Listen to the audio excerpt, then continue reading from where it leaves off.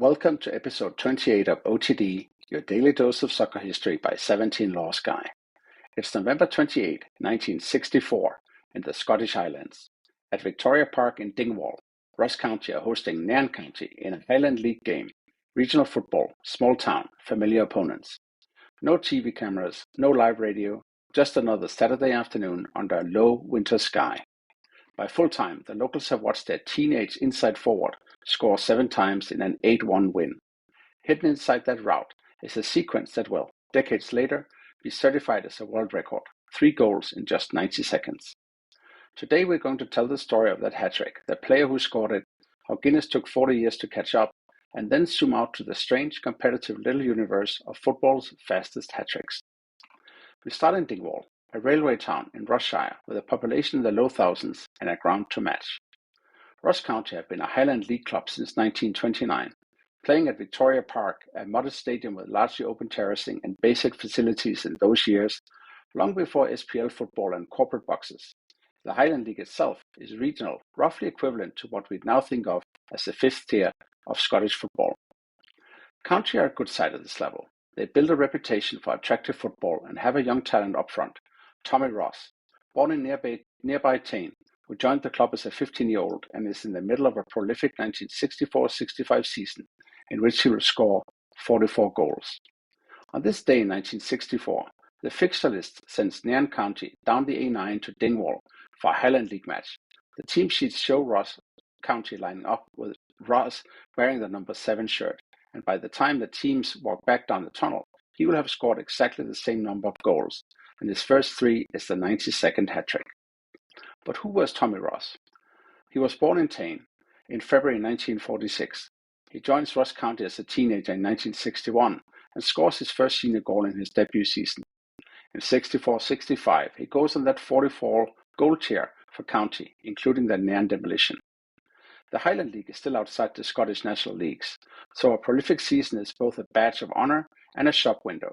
Ross earns a move south. Peterborough United in the English Football League, then York City, where he scores 20 league goals in 61 appearances, and Wigan Athletic in their pre-football league days, plus spells in non-league and back in the Highlands. After playing, he stays in the game. He is managing Tane St. Duthas in the 1990s and working as a scout for Tottenham Hotspur.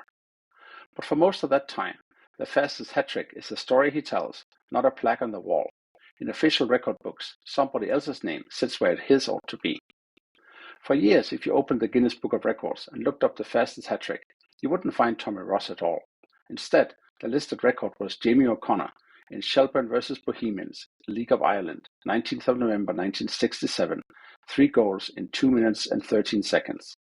O'Connor's feat in a top-tier League of Ireland match was properly timed and documented, so it was an obvious candidate for a world record. Ross's Highland League rampage, by contrast, lives in local memory in club scrapbooks.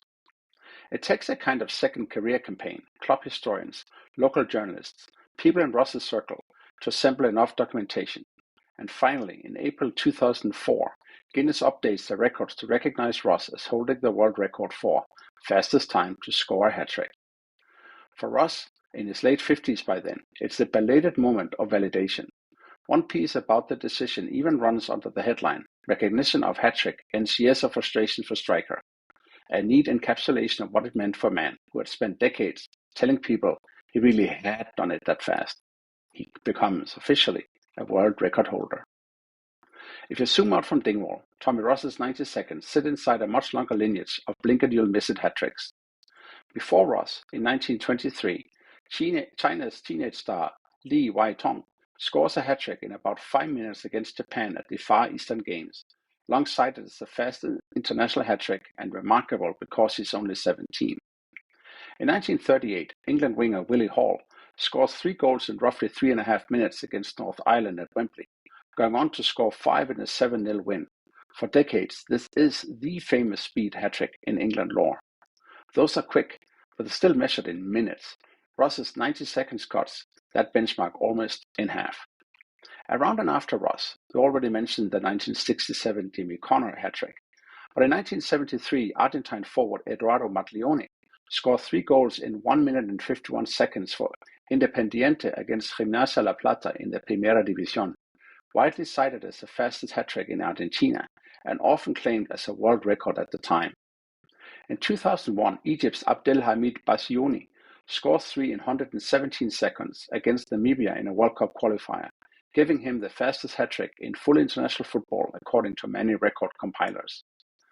In 2004, James Hayter comes off the bench for Bournemouth against Wrexham and scores a hat-trick in 2 minutes and 22 seconds, the fastest hat-trick in the history of the English Football League. And then there are the ultra-niche, almost folkloric entries.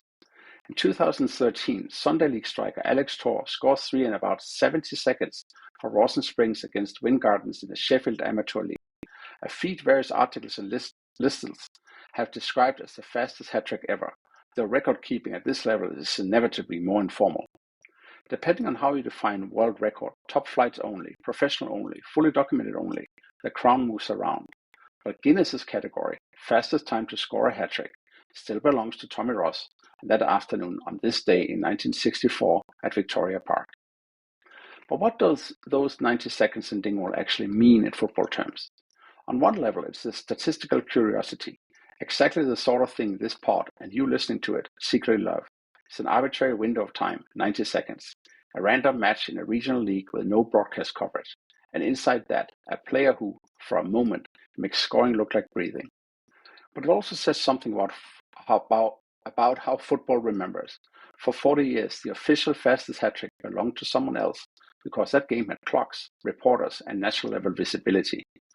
Ross's record lived in local memory, in Ross County's archives, in the recollections of people on the terracing, until someone did the work of turning oral history into documentary proof.